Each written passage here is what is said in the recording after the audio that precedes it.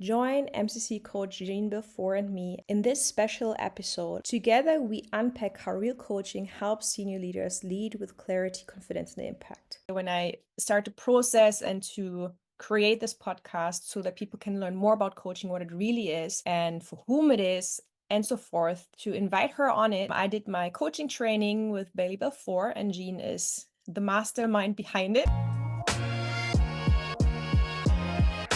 Hello, my name is Linda Milun. I'm a self-leadership and leadership coach accredited by the International Coaching Federation. I'm so happy that we have this time together. She has a lot of experience. She worked very hard for where she is now. Maybe you can share some words about yourself. Thank you, Linda. Thanks for your kind introduction. And it's wonderful to be doing this together. I've kind of got three roles. So my first role is as a coach, and I've been coaching now for 25 years, which in the industry is a very long time. And we didn't really, when I started, even have a word that we would call it coaching. I absolutely love it. About a quarter of my time I'm coaching, and I'm working with leaders and focusing on their experience of leadership. I particularly love working with women, so I have a lot of senior women leaders who I work with to support them in their roles. And then I have two other roles. One of my roles is the CEO of our coach training company. So I run the company. So I'm also a leader myself. This means that I'm also having to put into practice all the things that I'm working with my leadership coaching clients on. And then the third role is actually working on the program. So I'm the program director. I'm responsible for the curriculum, and I teach on the level 2 program. All of that makes my life pretty full. What is something that keeps you motivated filling out all the three roles? Underneath all of that is that I believe I am here to create environments in which people can learn. As a coach, I'm creating an environment for somebody to learn about themselves, either individually or in the group. As a coach training provider, I'm creating an environment for people to become coaches. And then as a leader, I hope that I am a leader who helps people to learn and grow as well, and that I create an environment for that to happen. I know, as you mentioned, also you're working a lot with senior leaders. For you, what makes coaching so relevant for leaders, but especially also for senior leaders? So I come from a theoretical base about leadership, that leadership is relational, that everything that happens in an organization, you can take it back to relationships. For example, when you're leading a team of developers, even, so they're creating code, if they don't talk to each other, the code breaks. That it's in the relationship that their skill comes together to create a product. They wouldn't have happened without relationships in the organization. And leaders are responsible for creating the environment within which those relationships can happen. And the more senior you become, the more impact you have on how people relate to each other and how capable they feel in themselves. And it's in micro behaviors as leaders that we are seen. If you think yourself about leaders you've worked for in the past or CEOs that you've seen, and sometimes a CEO will use one or two words and people will hang a lot of meaning on those words. And it's because of that that I think that senior leaders almost need a coach, actually, so that they've got a safe space to come and think about themselves, to think about decisions they've got to make, to think about the relationships in the senior leadership teams or in the senior teams they're leading, and to think through how they're impacting people. It's sometimes called a leadership shadow. So to think about their leadership shadow, I believe that we can all learn more about that all the time. We can all deepen our emotional intelligence, our self-understanding. So first and foremost for me, it's about those relationships. It's about leaders becoming more relationally savvy, more able to lead through relationships, through knowing themselves. The whole piece is aligned. And I think having a coach helps you to do that. Of course, as a leader, helping a coach also helps you think about your career, helps you navigate things that you're struggling with, helps you think about work-life balance, many, many other things that as senior leaders we can benefit from. What do you think are hindering blocks or causes that could make leaders hesitant to get a coach and to take the step into coaching? There is sometimes a sense that when we become a leader, we need to know it all, we need to be ultimately strong, we need to be capable. And for some leaders, it can feel like a weakness to seek out a coach. It can feel like I shouldn't need to do that. And in some organizations, coaching is also seen as remedial. So you would be given a coach if you're underperforming. And so for a senior leader to think about getting a coach, they might think about the image that's sending into the organization. Does this mean that I think I'm failing? Am I not doing a good enough job? I think often it's because of that. It's because of how it's seen and how it's perceived. I think that's changing. Based in Singapore, I lived in London for a long time. In the time I was in London, coaching moved from being remedial to being developmental in people's eyes. People now fully understand that coaching is a developmental, a generative, positive, energizing thing that we can be engaging. This concept that coaching is often still considered. You get a coach, you're poor in performing or you are not a good leader. What do you think can help shift that mindset and to actually bring it back to what coaching initially is? That's all about role models. That's about people talking about, I have a coach. So that's a role that senior leaders can play. They can say, I've sought out a coach and this is how I work with my coach. I coach a number of senior leaders and they come to me really to be a sounding board and to deal with whatever's going on at the moment. That's why we just sort of carry on, because there's always things happening as a leader that you can talk things through. And those leaders tell their teams, I'm off to see my coach today. And they're often very good leaders. So people associate good leader with coach. The other thing that can happen in organizations that people like HR can be doing is to be very openly offering coaching to high potential talent. People coming up to it managing director level or to senior level to help them prepare and go through that transition. And if organizations can do that very publicly, it shows that coaching is for people who are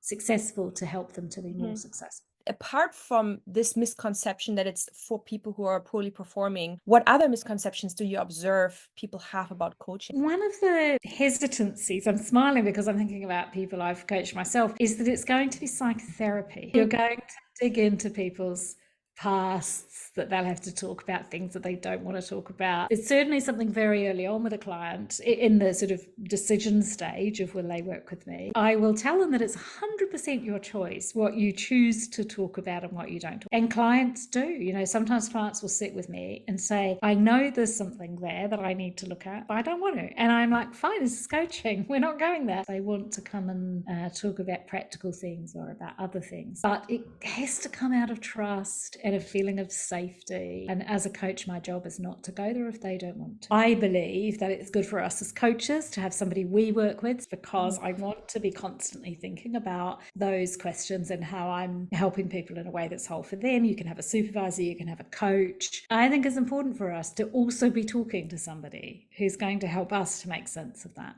You have someone to talk to, me included, and other coaches I know, we all have someone, a supervisor, therapist, mentor to talk to who are also qualified, right? What do you feel are things that could help leaders and especially senior leaders to pick the right coach for them? The research actually is very helpful on this. And the research on both therapy and coaching says that the number one indicator of whether a coaching relationship will be successful is the connection and the quality of relationship between the coach and the client. So if a coaching client is choosing a coach, the first decision is, will I feel safe enough with this person? Is this somebody I can talk things through with? And for some leaders, that will mean that this person is someone who's worked in this industry or has coached a lot in this industry. So even though we're not coaching around the topic, sometimes their safety comes out of a feeling that you kind of know where I'm working. So it's all about that context. But that doesn't matter. I've coached surgeons and I've never been in an operating theatre. It's all about trust. The second thing is that the coach has some solid training and a good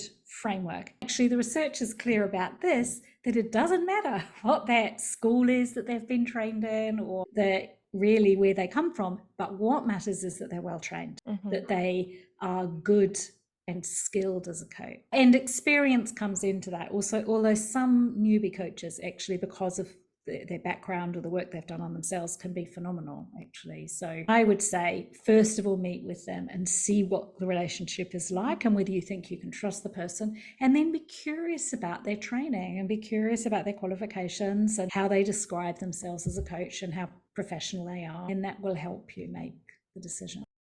There's now a variety of coaching centers and accreditations you can get. I know we both are ICF. Even your coaching training belly before is ICF accredited. You are an ICF accredited MCC coach. What made you say ICF is the right path for you? The ICF was the right choice for us because it's the most global. It has the biggest recognition, and also its underpinning philosophy, which is that we believe that the clients we coach are resourceful and whole. So it's what's described in the jargon as a person-centered approach. But I wouldn't say that the others aren't equally good. So the European Mentoring and Coaching Council, excellent organisation. There's the Association for Coaching, also excellent. If you're in the UK, there's coach training providers who are accredited with something called the ILM, the Institute for Leadership Management. So they're all good. In that context also, I mean, that is one factor for people who want to become coaches that helps them to pick. What do you feel like for leaders when they want to pick a coach? What, apart from being, let's say, accredited and professionally trained, what is the path for them to figure out what kind of coach, what direction would be helping? Or it doesn't matter which one, as long they're trained? I mean, it does depend on what you're looking for. So if you're a leader who's struggling with confidence, or who's actually their inner critic is causing some havoc, you do want to go and find a coach who's got some training in working with that. So that would mean that you can look at their qualifications that say that they've got some training around mindset. Or there are coaches who have a lot more psychotherapy training or counselling training. And if you know that you want coaching, but you know that you also want to look at these other things, you could also look for that type of training and see that they have. Some people are particularly focused on positive psychology, so building from strengths, and there are coaches who are trained in positive psychology, so you could also go and look at that. It's about thinking about what is it that I would be seeking in the coaching and I'd like my coach to be trained in. They want to know that you are a well-trained coach. There's a lot of ideas out there that are promoted very professionally. And when you look behind it, you see there's often not a training behind it. There's just a good marketing behind it. I observe that can be really a trap. It's a good thing to see who has the proper training accreditation to make sure that there is a standard, there's ethics behind it, there's values behind it. What other advantages, apart from working, for example, on confidence, having someone to talk to, could be there for senior leaders in today's time? I mean, I'm not saying something people don't know, but we live and work in complex times. I mean, the world is changing so rapidly. And for example, at the moment, the people who are working around strategy for what's happening in Asia and for growth in Asia actually are finding it incredibly difficult because they can't work out what's going to happen. But we don't know. And the world changes so quickly. So for me, senior leaders are having to navigate, I think, some pretty impossible situations. Coaching is a space for them to come and talk about that, to come and consider what's happening, to think about their approach to it, their response to it, their personal emotional reactions to it. It can be scary. Businesses may be struggling and they don't know how to manage themselves around that. And so I think one of the biggest advantages for leaders to come to coaching is to have that place. What I see is that leaders will come, and sometimes a leader will come to coaching and saying, oh, I don't really know why I'm here. What have I got to talk about today? And then they'll start. And by the end of it, they'll say, wow, I just feel so much better. I feel clearer. So of course, I'm better able to go back and make good decisions because my head's clearer. I feel calmer. I feel more grounded in myself.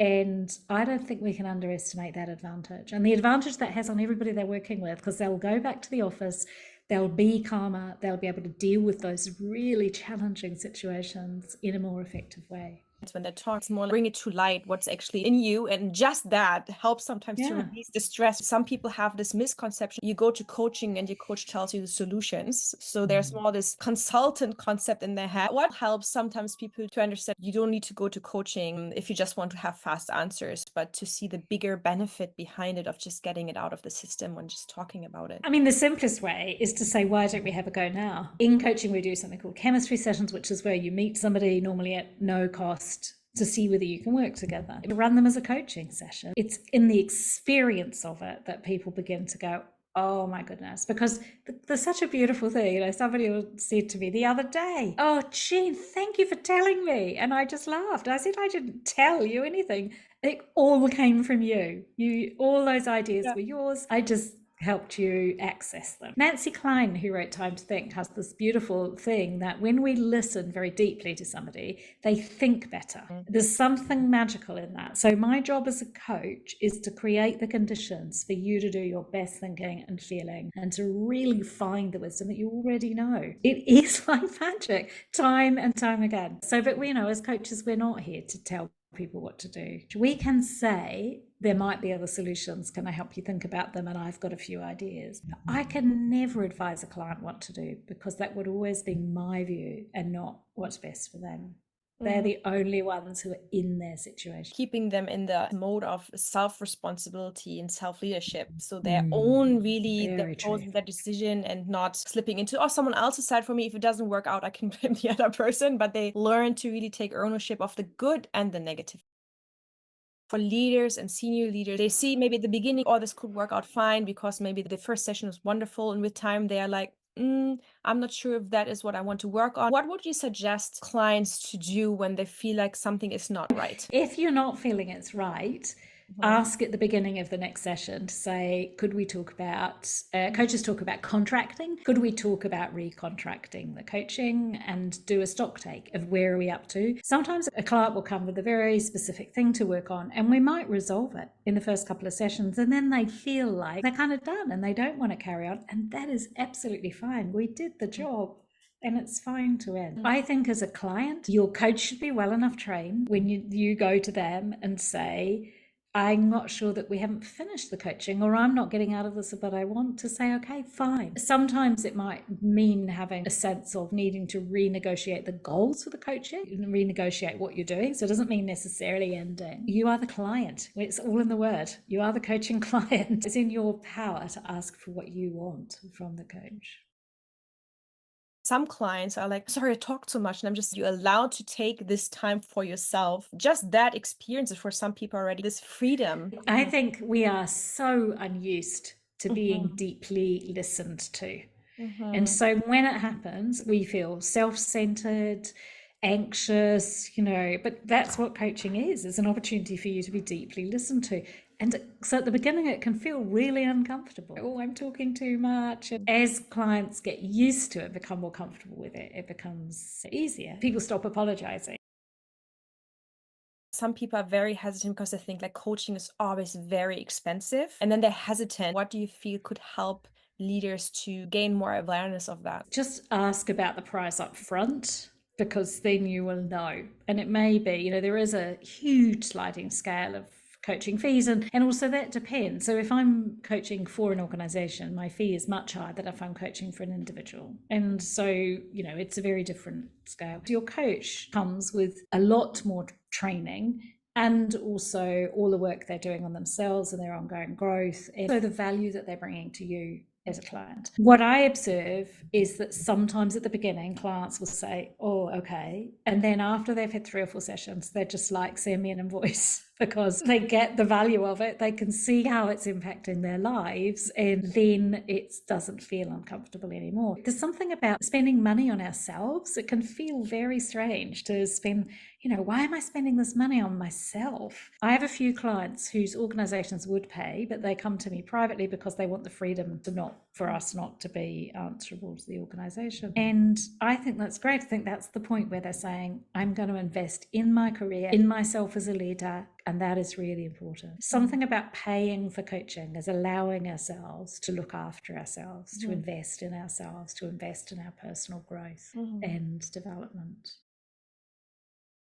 I observe that depending on what people work on, it helps to decide how often should they have coaching, let's say. What would help leaders to decide more what suits them and what is working for them? Well, I mostly coach monthly with leaders, and that works fine. But sometimes a client will come with an acute situation, and then we'll coach weekly. Nearly always we move back to monthly or fortnightly. So weekly would be very unusual in leadership coaching, not least of which because leaders are struggling to find the time to get out for the coaching on a weekly basis. Then there will be times where it's like, help, I need to talk to you now.